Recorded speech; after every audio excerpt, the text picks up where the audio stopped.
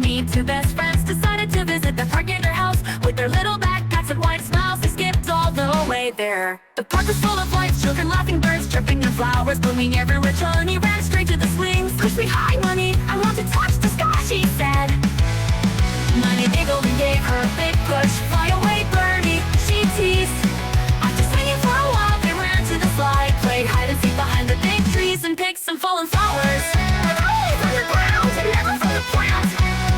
As they were walking around, they noticed a little boy crying near the sandbox. "Are you okay?" Munni asked gently. The boy sniffled. "I lost my toy car, I think it's in the sand." Without a second thought, Chunni and Munni dropped to their knees and started searching. "Found it," Chunni shouted, holding up a tiny red car covered in sand. The boy's face lit up with joy. "Thank you," he beamed. Chunni and Munni smiled at each other. Helping someone felt even better than playing.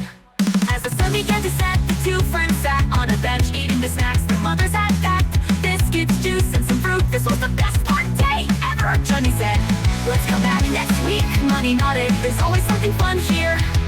And off they went hand in hand, already planning their next little adventure.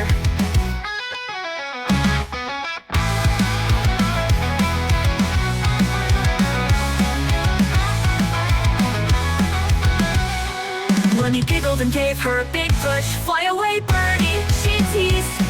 After swinging for a while, they ran to the slide, played hide and seek behind the big trees. As they "Munni, Munni, I want to touch the sky," she said. Munni giggled and gave push. "Fly away, birdie," she teased. After swinging for a while, they ran to the slide, played hide and seek behind the big trees, and picked some fallen flowers. Only from the ground, never from the plant. After swinging for a while, they ran to the slide, played hide and seek behind the big trees, and picked some fallen flowers. And only from the ground, never from the plant. As they were walking around, they noticed a little boy crying near the sandbox. "Are you okay?" Munni asked gently. The boy sniffled. "I lost my toy car, I think it's in the sand." Without a second thought, Chunni and Munni dropped to their knees and started searching. Chunni shouted, holding up a tiny red car covered in sand. The boy's face lit up with joy. "Thank you," he beamed.